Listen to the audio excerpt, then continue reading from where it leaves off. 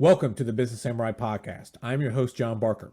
Today is my first solo episode. Going forward on Wednesdays, we're going to do some educational videos that align with kind of what I do in my consulting business. But I thought it best to start with the first one, a little bit of who I am, what I do, why I've been reluctant to tell my story up until this point. There's been some patterns that have emerged with other people that I thought maybe it was relevant. And also the future of the podcast, so you can get a sense of me trying to bring a better level of consistency to it on the release schedule and make my life a little easier with the smoothed out operating procedure as I produce this. So let's dive in. I'm going to start out with something you've probably heard about. It's called the hero's journey. And the hero's journey, basically, if you're reading in movies, books, somebody starts out maybe on top. They have some extreme adversity that knocks them down, and then they claw their way back up to the top again, maybe even exceeding where they were before. Or a kind of a rags to riches story. Very common storytelling methods. So one of the reasons why I had been reluctant to do this is those stories are typically boring if you've not reached that crescendo, the top. You've clawed your way back up to the top again. And I'm not there. I am fighting every day, tooth and nail, to get better at what I do. But as I started the podcast, relaunched and retooled the consulting aspect of the business, Barker Management Consulting, I realized a pattern was emerging with other people that I was speaking to. People that were in very similar positions to me before I made the decision of my next steps. And I wanted to tell them, you're not alone. It's not too late to start something. It's not too late to start over. But the kicker is, it's on you to take control. You are the one going back to the hero's journey. You have to be the hero in your own story. You have to be the one to live the struggle and try to crawl tooth and nail to get out of that. Nobody's going to hand it to you. Maybe somebody will notice the struggle and say, hey, come with me, take a ride. And then you can do some value add, or other times it's on you to really be internally motivated to get something done. So real quick about me, I've been in 20 years in technology, ops, cybersecurity. I love putting the puzzle pieces together in making businesses work smoother, implementing the latest technology, putting in cybersecurity principles. More from a cultural aspect, I'm definitely not in the small, medium range fan of shoving compliance down someone's throat. Of course, unless you're in an industry that absolutely requires it, banking, healthcare, things of that nature. So in my career, I've helped clients go from 200 employees to over 500 employees with a global footprint. I've ran government programs, government projects with DoD that have a global footprint with hundreds of thousands of users for web-based portals. And I currently advise some 9 and 10 figure families in their tech and cyber, which is very interesting. It's just a different situation if you've never been able to be around the dynamic that amount of wealth can actually bring to the day-to-day decision making. It's not exactly what you would think in a lot of cases. So again, it's bringing industry best practice through my formal training and all that kind of stuff with PMI, ISC squared, all of that fun stuff. And I typically work with service-based businesses that are in the $5 million revenue and up range. Because as I've told other people, I'm here to solve $1 million problems. If you're still fighting over your $50,000, $100,000 problems, that's those situations where I think you've got that internal struggle to figure out for yourself. So why did I go back to business at the age of 43 after having this weird environment that we're in right now? So I was working for a couple other places the last couple of years. They were not fit as it was structured because of problems I had with leadership and the way things were being executed. It was untenable.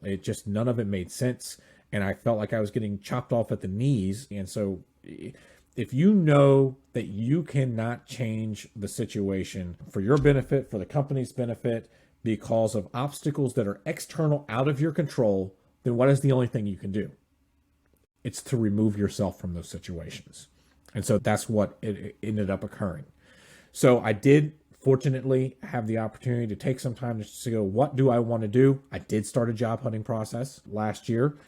And it just does not make any sense that people are saying they can't find people, and then the process that they put them through, or they put together these Frankenstein job descriptions that are like two disparate things and wonder why they can't find people. It was absolutely just a dreadful process getting strung along between 6 interviews. And I absolutely believe in my case, looking back on the 5 or 6 different lengthy processes that I had went through, obviously none of which that actually came through, that at least 2 of them, it was purposeful.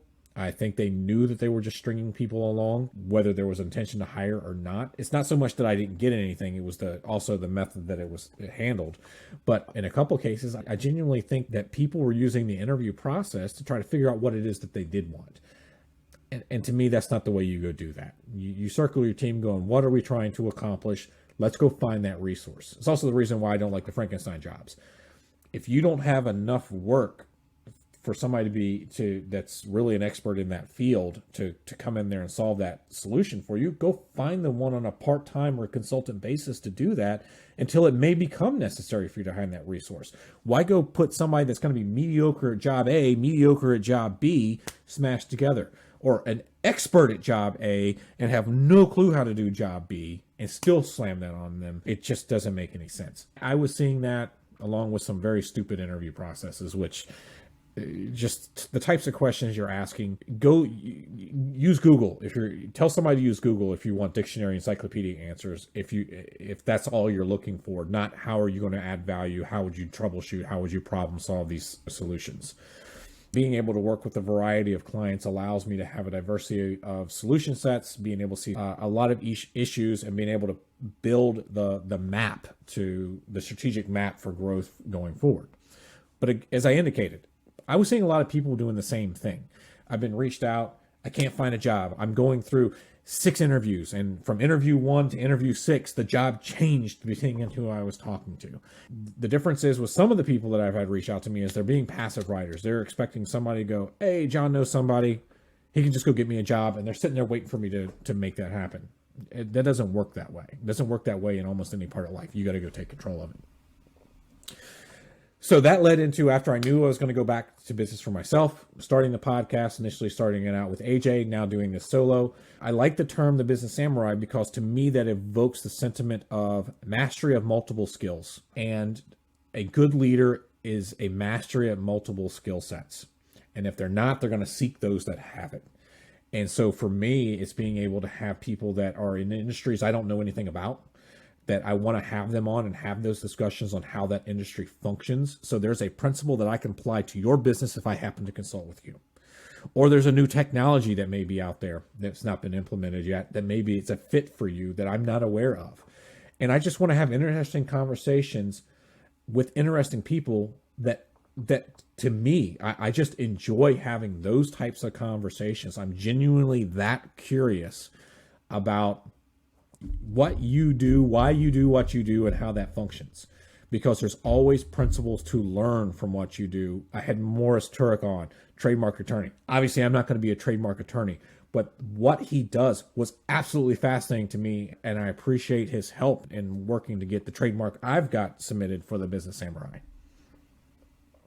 So going forward with the podcast, to streamline this out, make it very predictable for you, me, and guests that come on.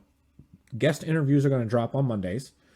Going forward, I'm going to do the educational solo episodes. Obviously, this first one here is not educational, except you're educated on me, what I'm doing, recent experiences. And then I'm going to go forward with tactical, practical advice that I know that you can implement in your business that's at a high enough level that you should be able to implement it regardless of what type of service-based industry that you are in. And then I'm going to upload on the same day on the YouTube channel, I'm going to upload the videos to the YouTube. You can put faces to names. I actually don't listen to a lot of podcasts that are just voice only. I typically will turn on YouTube if I'm on a treadmill working out or something along that line in the gym. For those of you that feel stuck, now that I'm here, you've learned a snippet about me, a little bit about the history, why I decided to do what I'm doing now. You're not alone if you're feeling stuck, but you need to be the one to take the steps and be proactive. Do not give up. One of the things I've told my wife after the last couple of years has been, I can never allow a single person to have that much control over my life. Somebody does reach out to me and says, hey, you want to be part of this? Great. How do I trust you? Because that, to me, to put that into a single entity again, it will be a hard build. But take action for yourself. No one's going to come to save you. You've really got to lift yourself up and figure out the direction that you want to go. And if you find yourself in a situation again where you cannot change the environment, it's been that way, it's always been that way, it's always going to be that way, then you need to remove yourself from the environment. People stick with the devil they know versus the one they don't. And typically speaking, that unknown fear, it's pointless. Go to it and get away from the thing that you know is not right for you. And then eventually you'll stumble upon it. So anyway, a little bit about me. Thanks for listening to the podcast, and drop the next episode on Monday.